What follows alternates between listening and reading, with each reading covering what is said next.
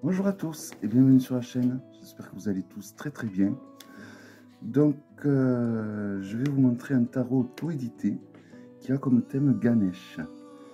Et Manjuline vient vous faire bonjour. Décidément c'est une habitude qu'elle commence à prendre à chaque présentation de jeu, particulièrement les jeux sur les animaux.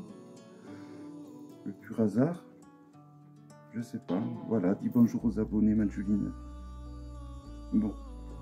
C'est juste se faire montrer, mais de façon légère. Hein. Alors, pour en revenir à ce tarot, il arrive dans une toolbox. Voilà, donc il y avait plusieurs tarots sur Ganesh. Et c'est celui-là, je trouve, qui utilisait pas... c'est le seul qui n'utilisait pas des dessins d'enfants, en fait. Donc, voilà. Alors, l'intérieur, ben, c'est simple, c'est une simple toolbox. Hein. Voilà, je ne pense pas que dans le temps, ça deviendra... ça ira loin. Alors, le guidebook, il est entièrement en anglais, je crois, et en turc, il me semble. Non, je me trompe. En indonésien, sûrement.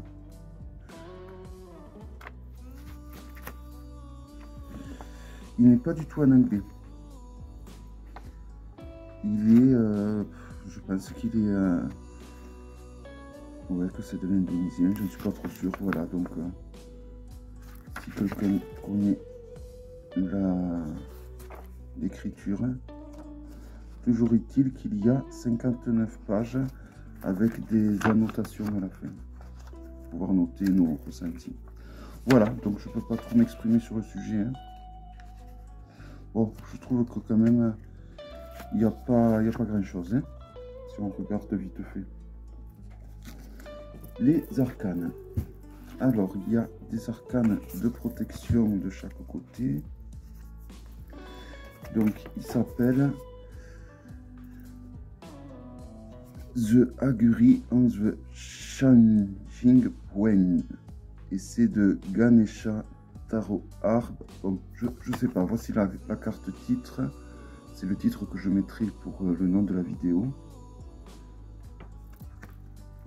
Je préfère vous le montrer parce que je vais dire n'importe quoi au niveau de la prononciation, c'est une catastrophe.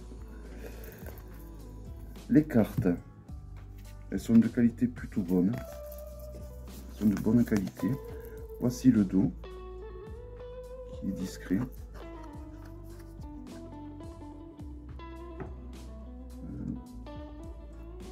Et donc là, nous avons l'arcane du fou. Mais avant tout, je vais la comparer avec le Grimoire.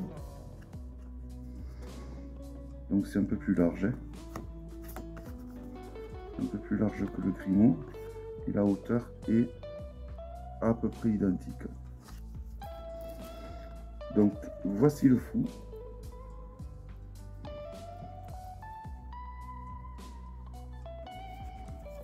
Le magicien.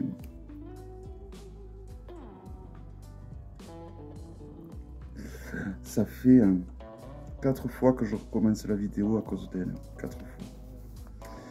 Et j'espère qu'elle va pas me faire faire une 5e fois. La papesse.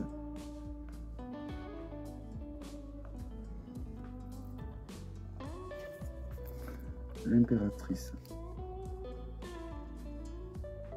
Après, les illustrations sont très jolies, je trouve. Hein. Donc, c'est peut-être... Donc après, c'est une histoire de goût, hein, mais je trouve que quand même, elles sont bien faites. Et c'est ce que je recherchais. On a vraiment des personnages qui font adulte, quoi. Tandis que les autres tarots que j'avais regardés sur ce sujet, vraiment, c'était Ganesh enfant, en fait. Et toutes les personnes qui l'entouraient n'étaient que des enfants.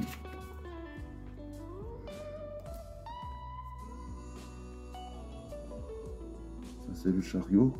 Donc, Ganesh est souvent représenté sur un rat, comme ça. Alors, des fois, les cartes ont tendance à coller.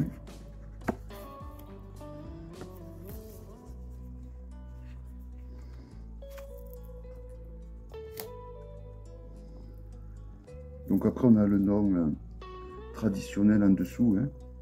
On ne peut pas se tromper, l'ermite.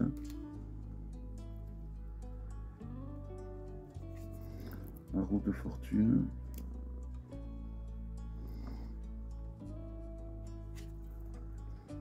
la justice.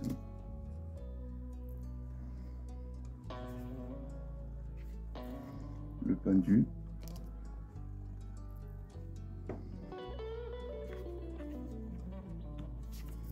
La mort.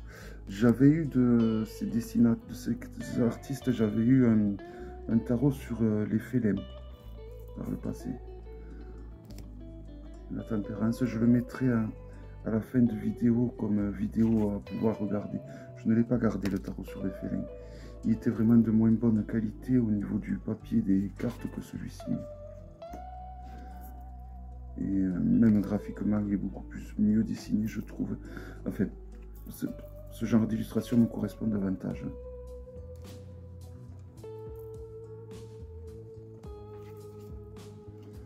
Donc, les cartes des astres, avec l'étoile, la lune et le soleil. Donc, le jugement, je ne sais pas si vous l'entendez ronronner, car elle ronronne en général assez fort. Et là, donc, le monde. Voici donc pour les majeurs. Donc, on passe aux mineurs, où elles ont été renommées. Mais, coupe, ok. Les pentacles, ok. Et les épées, ok. Donc, ouais, il n'y a que les bâtons qui ont été renommés. Et donc, ils se font appeler maintenant Rood.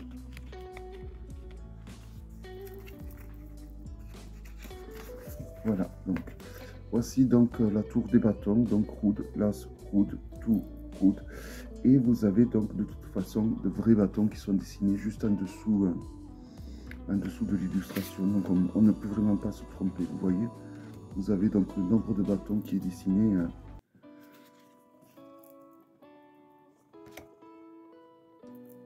Vous l'avez écrit et vous l'avez dessiné. On ne peut vraiment pas se tromper au niveau des mineurs. Je trouve vraiment que les illustrations sont magnifiques.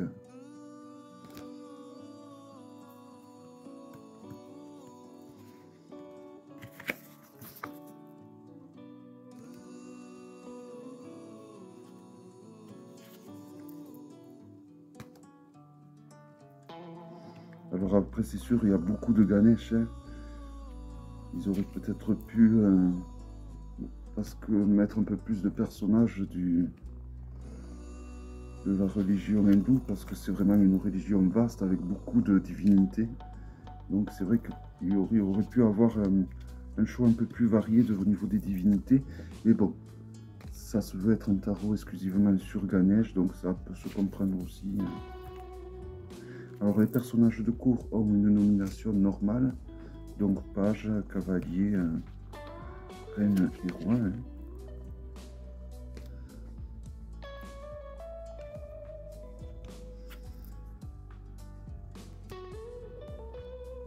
Et pareil, donc on a une petite couronne pour la reine et une couronne un peu plus grande donc pour désigner le roi. Donc là on passe aux coupes. Donc comme pour les bâtons, on a le nom de coupe qui est écrit ainsi que le nombre de coupes qui va être dessiné juste au-dessus. Voilà. Donc si la personne a un coup de cœur, ma foi, c'est un tarot qui peut convenir aux débutants, je pense. Hein. Il faudra quand même s'armer d'un livre sur le rider en français, en sachant que là, quand même, les illustrations ont été quand même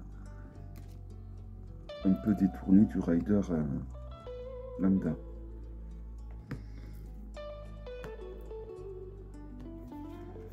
Elle tire le tissu où j'ai la caméra. J'ai peur que ça fasse...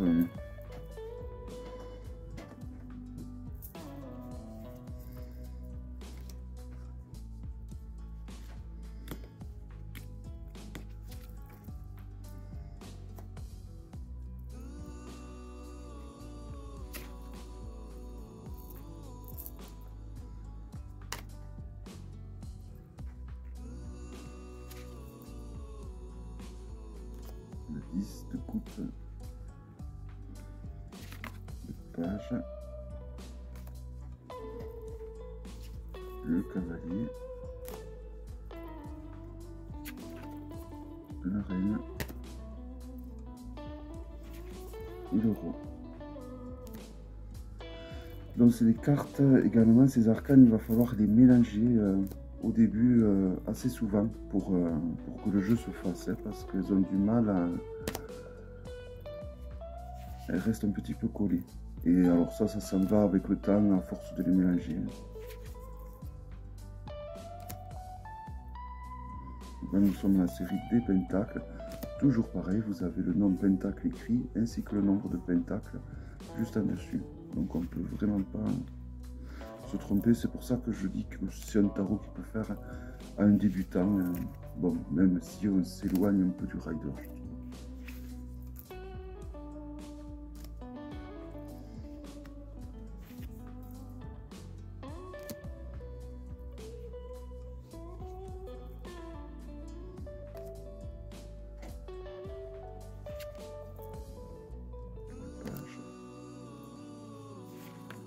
Le cavalier, la reine et le roi. Donc là, nous passons aux épées avec l'as, le 2, et toujours pareil, donc c'est dessiné et c'est écrit.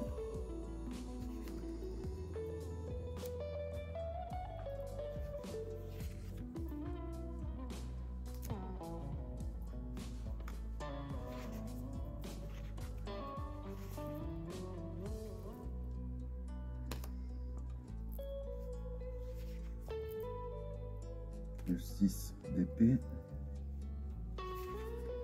le 7 des épées, le 8.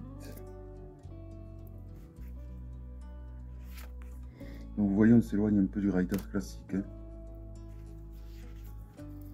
Le 9. Mais on reconnaît facilement l'arcane mineur grâce donc aux épées qui sont dessinées. Le valet, magnifiquement dessiné. Le cavalier. La reine. Et le roi. Voilà. Donc c'est le même magasin qui vendait le The Moon Tarot ainsi que le tarot asiatique que je vous avais présenté avec l'éventail. Voilà. Bon. J'espère que cette vidéo vous aura plu, que vous avez passé un bon moment et je vous donne rendez-vous donc à très bientôt pour une prochaine vidéo. Bye bye. Bye bye.